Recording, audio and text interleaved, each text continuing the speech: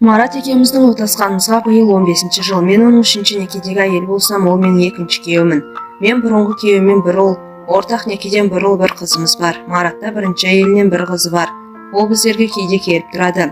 Жалпы мұсылман әйелдерінде алғашқы некелерінен жол болмаса, әйел 40 шырақты дегенмен, ажырасқан әйелдердің екінші рет тұрмыс құрып бақытты болуы некен саяқ. Бірақ Құдайға шүкір, мен Маратты кездестіргелі тағдырға өкпем жоқ. Өзімді бақыттымын деп санаймын. Асып-тасып бара жатпасам да біреуден ілгері, біреуден кейін өмір сүріп жатырмыз. Бірінші күйеуім жаман жігіт болмағанмен, арақпен ажырамас дос еді. Сау жүретін кезі болмайтын, арақ өтіп кеткен ауру болатын.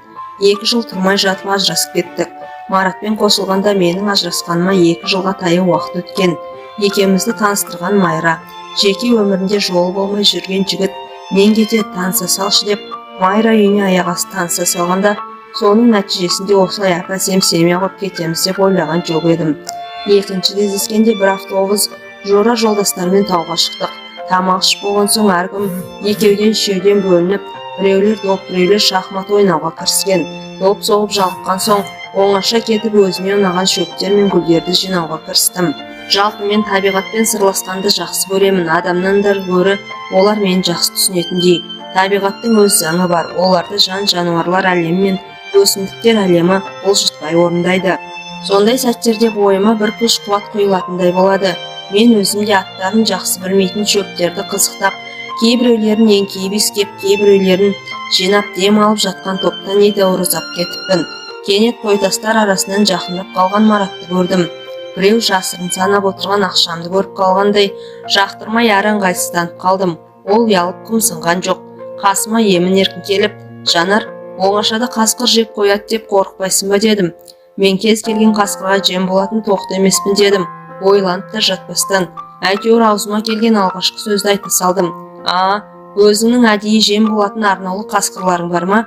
Мен әлі өсімдіктер әлемімен сырласып жүредім. Адамдарға қандай тамақ керек болса, өсімдіктерге де күн құнарлы топырақ су керек. Мынау гүлдер мен әрлі түрлі шөптерде өздеріне ғашық жанды көріп қуанып, шапалақ ұрып жатқандай аяқ киіммен басуға аяп, жалаң аяғымен ептеп басамын. Бейлей басып жоғары өрлеп, біраз биіктіктен қарамақшы ем. Марат, жүр Жанар, ана үлкен қойтасқа шығып қайтайық деп қолын ұсынды. Бетіне қол ұстаспай-ақ шығуға болмайды ма дегендей таңдана бір қарадым да қолымды бердім. Қолдары қарулы екен, адымдап тез жүреді. Оған ілесем деп әп-сәтте ентігіп қалдым. Төмендегілер көзден ғайып болған. Бұл шоқының арғы жағы көлеңкелеу, салқындау секілді. Біраз жүрген соң төбемізде өткінші жаңбырдың қара қорғасын бұлттары пайда болғанын байқадым. Денем тоңасып кетті. Кішкене діріл пайда болды. Ол азда үлкен-үлкен жаңбыр тамшылары төпеп жауа бастады. Лезде үстіміз малмандай су болды. Төмендегі адамдар бала шағалармен машиналарына тығылып жатқан болар деп ойладым. Демалысымыздың сәні кетті-ау. Синоптиктер жауын болмайды деп еді ғой деп қапалана ойладым. Анау жерде үңгір бар екен. Кеттік деген Маратпен қосыла жүгіргенде көз алдымызға жақын көрінген үңгір қапелінде жеткізе қоймады. Ахлеп-ухлеп оған жеткенде біздерді мазақ қылғандай жаңбырда бітті. Жаңа жаңбырдан қашып қатты жүгіргенде қолымдағы бір аяқ киімімді түсіріп алыппын. Жаңбырдан кейінгі ызғарлы жел денемді дірілдетіп барады. Ентігіп бір-бірімізге не істерімізді білмей қарап тұрмыз. Мендей діріл қақпағанмен Мараттың да үстіндегі бір көйлекпен жаурап тоңғаның көрініп тұр. Түрі бозарып кетіпті. Жанар, сені құшақтап жылытпағаныма ренжіме. Олай жасасам әрі қарай кетіп қалуы мүмкін. Ондай жағдайда сен менің қолымды қақпауың керек деді. Менің құлағым тасып теліп қалды. Тісі тісіме тимей сақылдап тұрмын. Оның нені меңзегенін түсіндім. Адамдар отырған жерге жеткенше біраз уақыт керек. Олар да дымқыл жерді басқысы келмей, әлгі машиналардан шыққысы келмей отырған шығар. Осы демалысты ұйымдастырып жүрген Алтай осы жерге келгенде, тау аралап кетсеңдер де кешкі 6:00-де осы жерге жиналыңдар деген. Оған дейін әлі қайда? Маратқа қарасам, маған сұраулы түрмен әлі көз алмастан қарап тұр екен. Бірге болған еркектері өз алдыма келді. Біріншісі ажырасқан күйеуім, екіншісі ретін тауып, көш көрсетіп дегеніне жеткен бір сұмырай, үшіншісі Марат болады ма? Біреу ішімнен, біреу артық, біреу кем. Не қылар дейсің? Көне сал, өзіңнің тәнің де жаның да қарсы емес қой. Әр сенің ырқыңа салып тұр дейді ішімнен бір дауыс. Жындысың ба? Екінші рет көрген еркекпен болмақшысың ба? Мерез бе, спит па, бірдеңе болса қайтесің? Бала көтеріп қалсаң ше? Өзі сырт келбетті, келісті денелі жігіт етегіне намаз оқып жүр дейсің бе? өз туралы ештеңе білмейсің. Ол сен ұнаттым, сүйемін, үйленем деп айтқанда жоқ. Мынандай жерде қалай болмақсың? Сенің төсек историяларың жылы үйде, оңашада, жұмсақ төсекте өтетін дейді екінші дауыс. Осыдан көнсең саған үйленемін деген дауыстың алыстан естілген соншалық, оны Мараттың айтқанына сенбейтін деймін. Сол екен, мен өз-өзіме сөз бергем, мен туралы ештеңе білмей, көз жұмып көнген қызға не әйелге үйленем деп сөз бергем дейді. Иә, еркектердің бәрі сол дегендеріне жеткенше уәден аямайды. Менің үндемегенімді Марат өзінше түсінді ме, мені құшақтап алып сүйе бастады. Есімді жиғанша етегімді көтеріп шаруасына кірісті. Аздаған ыңғайсыздықтар болмаса, мен онымен болғаныма өкініп те тұрған жоқпын. Қабылдап қалмасам жарар еді деп уайым қылған басым Мараттың қимылының өзіне ұнап, еріп бара жатқаным сондай. Қабылдасам көп болса абортқа барармын деп үлгердім. Бойыма қан жүгіріп, жылындып, оның үстіне мына қапсағай жігіттің мәдениетті әрі көңілге сыйымды әрекеттері жылы мен жұмсақ төсектің де жоқтығын білдірмегендей. Мараттың құшағы мені ләззат тұңғиығына тартып барады. Табиғат аясында табиғаттың бір бөлшегінде айналып кеттік. Көздерім жұмулы болса да, көкте екі құстың бірін-бірін қуалап қатар ұшып ойнап жүргенін, жерде екі гүлдің басы тербеліп бастары түйісіп, сүйіскендерін көңіл көзіме көргендеймін. Жер мен көктің ортасында табиғаттың балалары табиғат заңынан аттай алмай, соған бағынып құмардан шығудамыз. Төменге мен өлег оралдым. Менен әжептәуір кеш оралған Марат менің аяқ киімімнің сыңарын тауып әкеліпті. Бір жұмадан кейін Марат мені үйіне алып, көршілерін шақырып, Жанар енді біздің үйдің хозяйкасы болады деді. Сонда ол өзінің екі әйел жібергенін айтты. Басында біраз ыңғайсызданып жүрдім. Жиренше айтпақшы, күндіз екеу, түнде төртеу емес, 5-6 болып кеткендейміз. Бірақ біздің мінезімізде ортақ нәрселер көп еді. Екеуміз де әңгімеге өсек депті дегендерге ермейміз де, көңіл аудармаймыз да. Екеуміздің де алдыңғы некелерден аузымыз күйгеніміз бар. Ең алдымен бір-бірімізді ренжітіп алудан қорықтық. Алған тәрбиеміз, өмірге деген көзқарасымыз деңгейлес екен. Басты себеп сол болса керек. Сыйластық түбі үлкен сезімге ұласты. Ең бастысы бір-бірімізді тыңдай түсіне білдік. Бір күні сенбі, балалар үйде жоқ. Ерте тұрып құймақ жасап, таңертеңгі сүт қосқан қою шайды ішіп отырып, еркелей үн қаттым. Мәке, балалар өсіп жігіт болып келеді. Өтпелі кезеңде жүр. Қыздар да телефон шалып тыным бермейді. Соларға бір жыныстық тақырыпта әңгімелер айтып ақыл айтыңыз. Қыздардан аулақ жүрсін. Бір нәрсеге ұрынып қателік жасап қоймасын. Жанар-ау, әлі жас емес пе? Олар жыныстық тақырыпқа әңгіме айту ерте емес пе? Солай деген Марат есіне бір нәрсе түскендей кілт тоқтады да, жоқ, ерте емес екен деп мырс етіп күліп жіберді. Жүзіне барлай қарағанмен, қыздармен алғаш сүйіскенің есіңе түсті ме? Әлде әйеліңмен алғаш болғаның есіңе түсті ме? Айтып берші деп күлдім. Жанар-ау, сен де адамның ішіндегін оқып отырасың ба? Иә, менің бірінші рет әйелмен болғаным есіме түсті. Сен де айтып берсең айтайын деді. Иә, ерлі-зайыптылар арасындағы бұндай әңгімені көбі ерсі көретін шығар. Бірақ біздер күнделікті өмір шындығын ертекке айналдырмай, сол күйінде қабылдайтынбыз. Марат екеуміз де бір-бірімізге қосылғанша бірнеше некеде болғанымызды жоққа шығармайтынбыз. Иә, бұл өмірдің шындығы, оны еске алғымыз келмегенмен ақиқат солай. Ол мені төсекте басқа әйелмен салыстыра алатын болса, мен де оны төсекте басқа еркекпен салыстыра алатынды біледі. Мен басым дезедім. Мәкең өзінің қоңыр даусымен әңгімесін бастап кетті. Мектеп бітіретін жылым. Біздер 11 класс бітіргенбіз. Жасым 18-ге толды. Қол аяғым балғадай жігіт болып қалған кезім. Қыздарға өлеңдетіп хат жазғаннан әріге бара алмай жүрміз. Бірде сабаққа әзірленіп отыр едім. Көрші бөлмеден анамның зілді естілді. Маратай, мына жаңа туған қозыларды анасының бауырына сал. Алмай қояр, өздері әлсіз екен. Ауыздандыр. Биыл 11 класты бітіріп жігіт болып, арман қуып Алматыға оқуға барайын деп жүрген жігітке анамның қозыларды ауыздандыр дегеніне риза болмасам да, әдетте бұндай жұмыстармен айналысатын інім Саматтың өкпесіне салқын тиіп, аудан орталығындағы ауруханада жатқан есіме алып, қозыларды қорадан шығарып, ауладағы енелеріне қостым. Аяқтарын тәлтіректей басып, өз бетінше енелерін дұрыс еме алмаған қозыларды тамақтандыруға бөтелкеге құйып, сүтте алып шыққанмын. Біресе тәлтіректеп тұра алмаған, тұрса да енесінің емшегін таба алмаған, тапса да дұрыс еме алмаған қозыларды ұрсып, біресе шыр көбелек айналдырып қойларды ұрсып қара терге түстім. Бұндай жұмысқа анамның малтабар атайтын Саматы дұрыс еді. Ол малдарды күткенде артық ештеңе байқалмай, Ол әбігерге түспей-ақ бар жұмыс өздігінен істеліп жатқандай көрінетін. Қой, енді шаршадың, кешкі салғанда енелерін дұрыстап емізермін деп еміздікпен тамақтандыруға кіріскенім сол еді.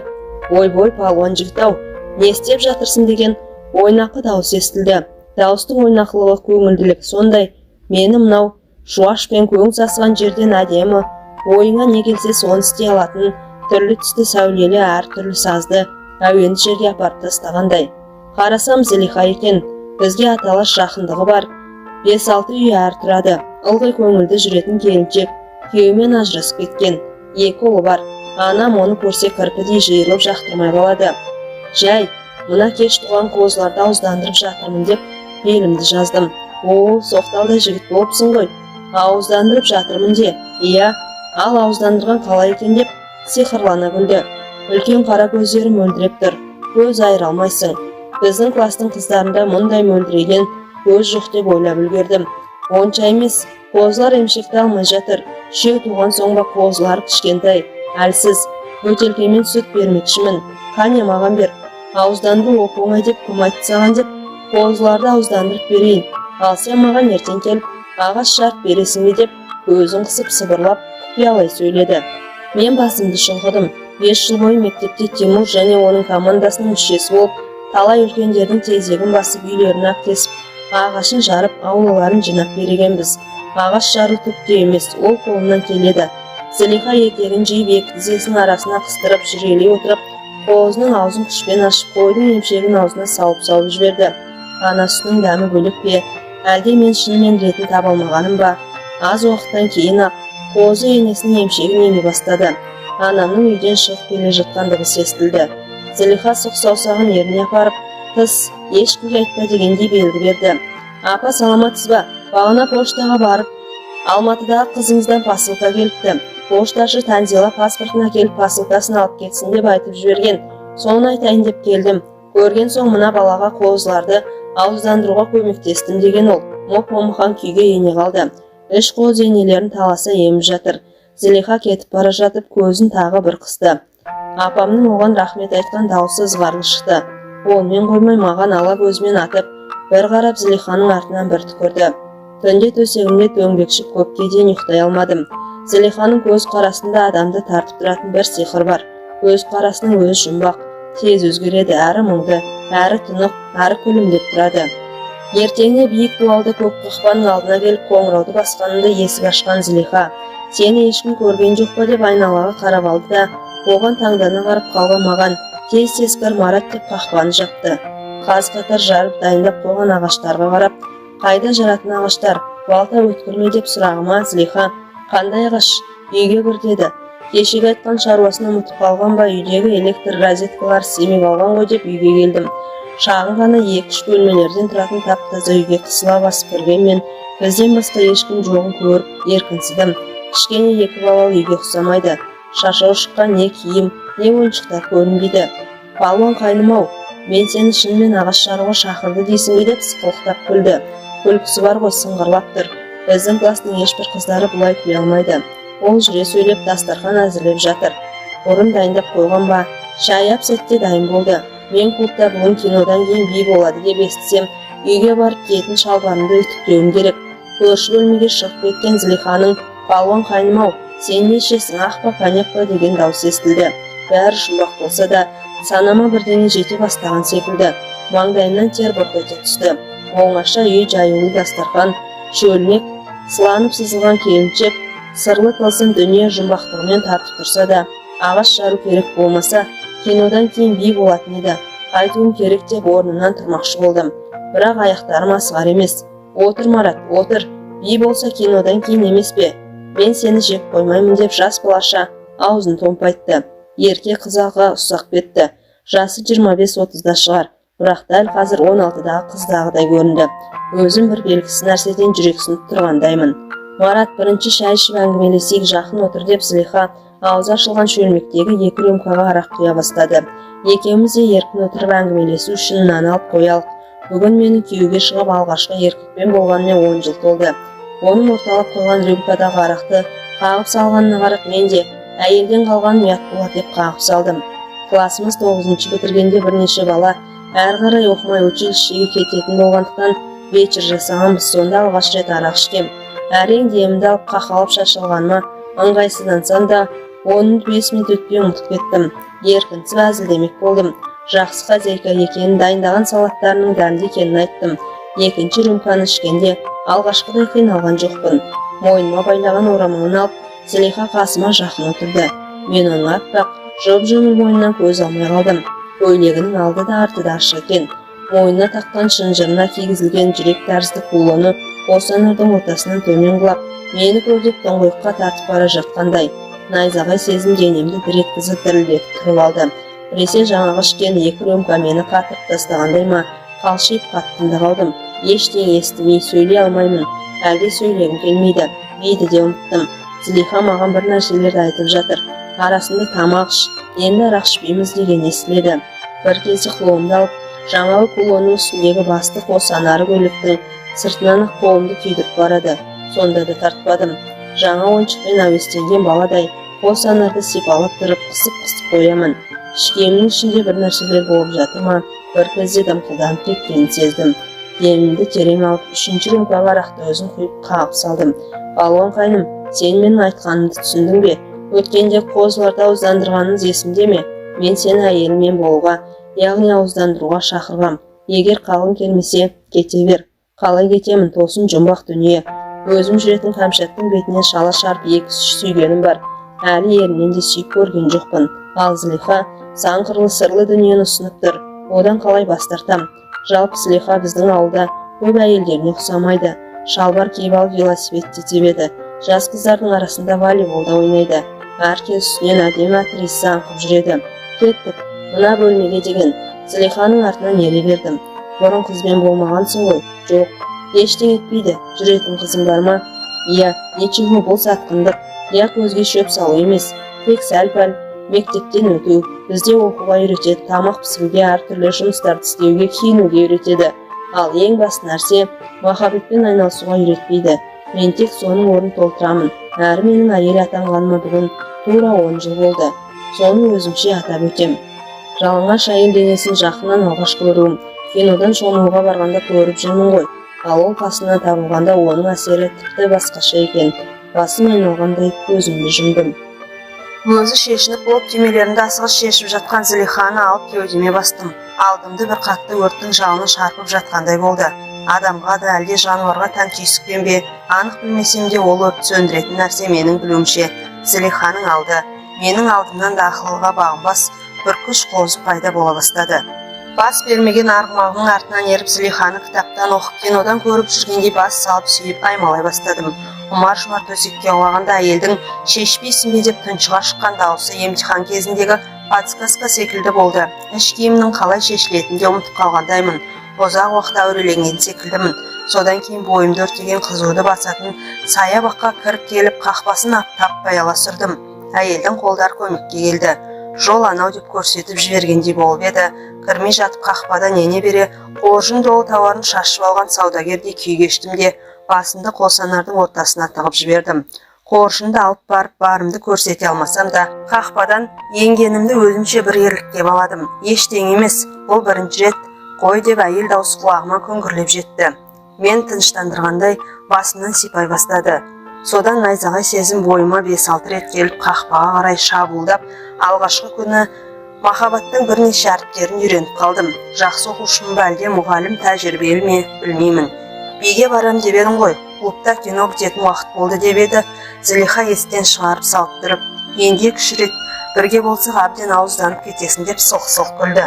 Содан кейін менің аңдығаным Зылиханың үйі болды. Оған күніне бір барып қайтпасам сабақта оқи алмайтын күйге түстім.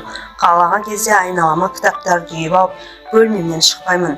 Менің сол кезде ойлағаным, әйелдің ғажап денесі тұрғанда кино, концерт, ал бертін келе оларға қоса қонақтық курорт тағы басқа қызықтыратын. Әйел денесін қызықтағаннан әйел денесіне тояттаған артық еш нәрсе жоқ. Әйел денесі еш нәрсе жетпейді деп білемін. Әртүрлі сылтау айтып кешке қарай Зылиханың үйінен бірақ шығам. Ештеңе шамамыз келмей дереу төсектен табыламыз. Жас арасын сезбеймін, онымен өзімді еркін ұстаймын. Ол да 2 баласы бар әйел секілді емес.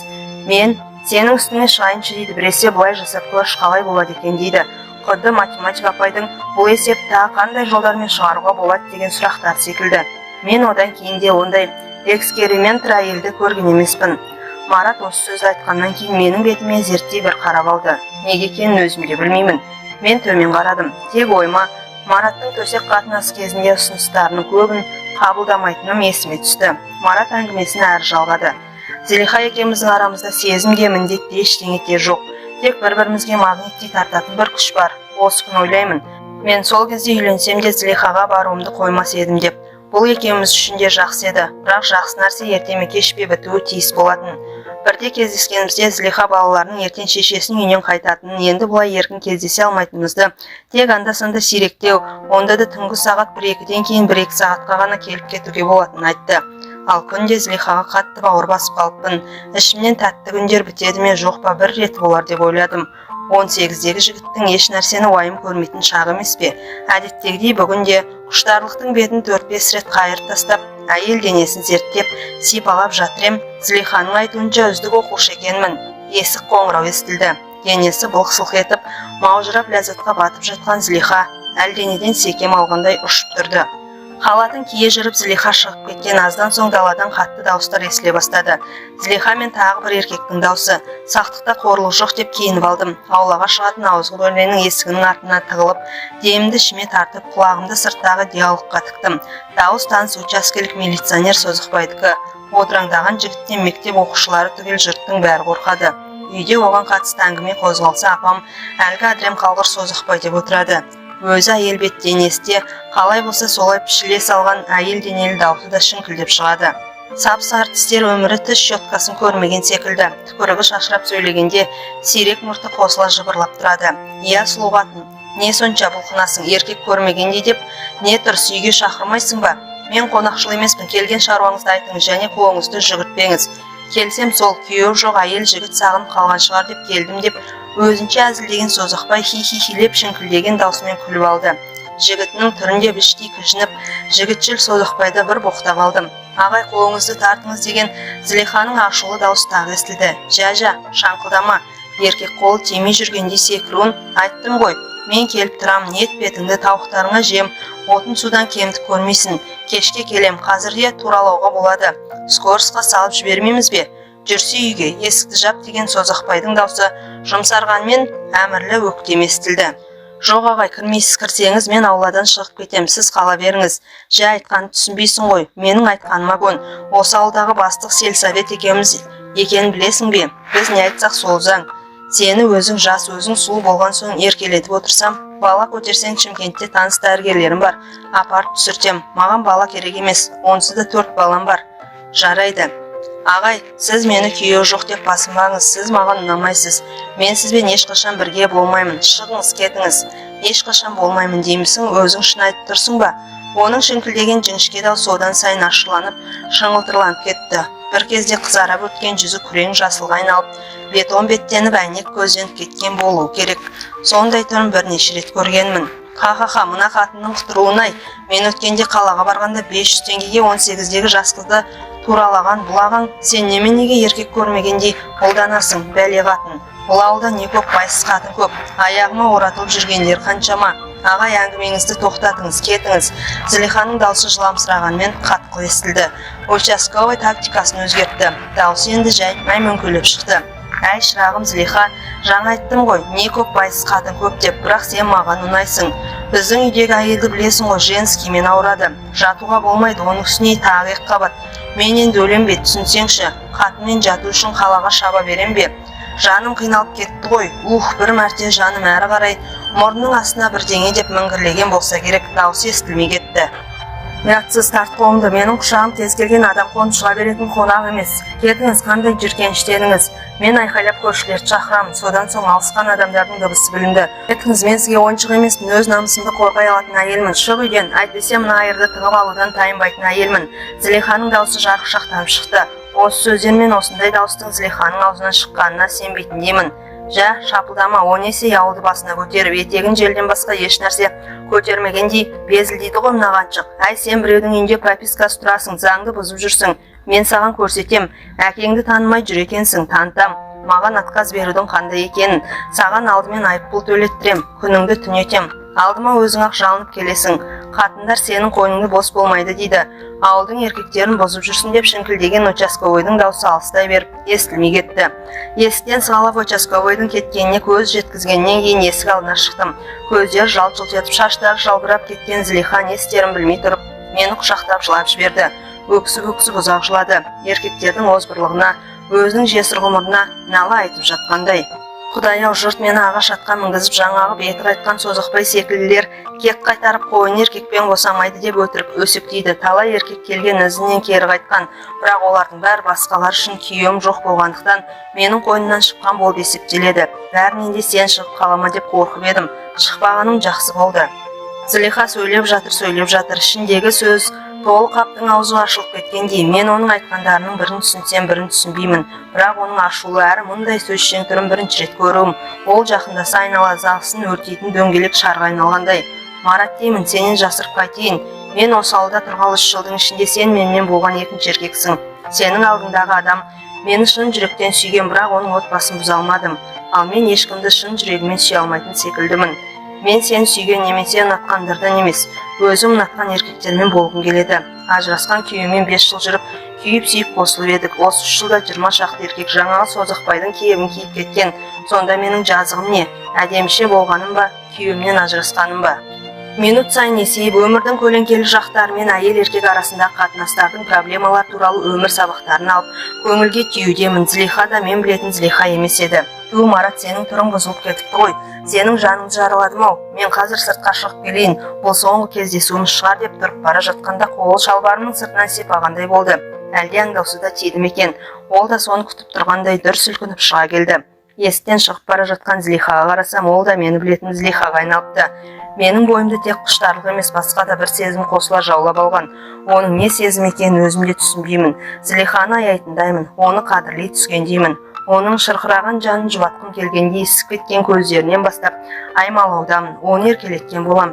Менің барынша қолымнан келетін осы еді. Зылиха қазір төсекте ерекше болды. Бұрын көрсетпеген қылықтар көрсетіп, төсімнен аймалады. Біресе сүйіп, біресе тілімен қытықтады. Қолдарын кіндігімнің төмен тұсына қайта-қайта апара берді. Апарған сайын енді қалғи бастаған қалпақты қарақшым қайтадан қаруын ұқтайды. Менің боз балалық түйсігім мына кездесудің басқа кездесулерден өзгешелеу екенін мойындағандай. Мен де Зылихаға ұзақ уақыт ләззат сыйлауға тырыстым. Төсекте боз бала да емес, кәдімгі жол бастар еркекке айнала бастағанын сезгендеймін. Зылиха өзі айтпақшы, оргазм алған кезде не істеп не қойғанын білмей аласұрып кетеді. Мен де сол сәт Зылиха үшін төсектегі ең тәтті кез екенін түсініп, сол кездегі ұзақ созуға тырыстым. Менің де есім шығып кетеді. Зылиха екеуміз үшін бұл кез еркек пен әйелдің бір-бірінің тәнінен ләззат алу емес, қайта керісінше. Мен оның көңіліне қарауым менің оған жас алшақтығыма байланысты ешқашан айтылмайтын сезімнің өтеуі болса деймін. Жүзінен бақыттылықтың белгісі білініп, даусынан қуаныштың лебі ескен Зылиха маған үзіле қарап, сен бүгін ерекшесің жаным деді. Емтихан тапсырып, інім ауруханадан әкеліп, одан үйге алыстағы нағашыларым келіп, тағы басқа жұмыстармен арада 10 шақты күн өтіп кетті. Осы арада Зылиха ойымнан шықпағанмен барудың реті келмеді. Үйінде телефонда жоқ. Бір күні газеттерді ала кетейін деп почтаға соққанда Зылиханы кездестірдім. Паспорт тәртібін бұзып тұратын жерінде тіркелмегендіктен айыппұл салыныпты. Соны төлеп тұр екен. Менің көз алдыма созықбайдың кіжінеген түрі келді. Бір күні тағы бір емтихан тапсырып, деп тынысымды алғандай болып, 1-2 күнде моншаға барып Зылихаға баратынды ойлап ішімнен қуанып жүр едім. Таңертең шай үстінде апам Зылиха қалаға көшіп кетіпті деді. Шай ішіп болғаным мұндай абырой болар ма? Ішімдегі болып жатқан астан-кестен дауылды ешкімге білдірмей, сүріне қабына өзенге қарай жүгірдім. Таңертеңгі салқынға да қарамай, шомылатын мезгіл болмаса да келе салқын суға қойып кеттім. Денемнің әр мүшесі, әр тіканы, әр түйір шыққаным Зылиханы жоқтап жатқандай. Ішімнен қош бол, мені ауыздандырған әйел дедім. Содан кейін жоқ, Зылиха, мені ауыздандырып қана қойған жоқсың. Одан да көп нәрсе бердің, көп нәрсе ұқтырдың дедім. Содан кейін Зылиханы көргенде, естігенде жоқпын. Марат әңгімесін аяқтап, сол күндерге еніп кеткенде екі көзім бір нүктеге қадап, ауыр ойға шомып отырып қалды. Кеудем шым ете қалды. Маратты өзіме белгісіз Зылихадан қызғанғандаймын. Ау, мәке, түс болып қалды ғой. Қазір күн ысып кетеді, базарға азық-түлікке барып келейік дедім.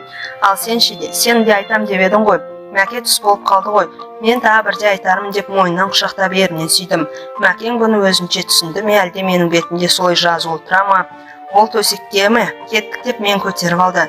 Мен көздерімді жұмып Мәкеңді енді ешкімге бермеймін дегендей мойнынан қатты құшақтап алдым. Жоқ, мен Зылихадан да артық ләззат сыйлаймын. Оның бейнесін Мәкеңнің ойынан бір жолата шығаруым керек. Әрең тапқан аяулымды ешкімге де бермеймін дегенмен оны аймалай бастадым. Алғашқы еркек құшағын көргені туралы ол заңды күйеуім болса да ешқашан айтпаймын. Ол әйелдер тарапынан ешқашан айтылмайтын әңгіме. Әңгіменің соңы.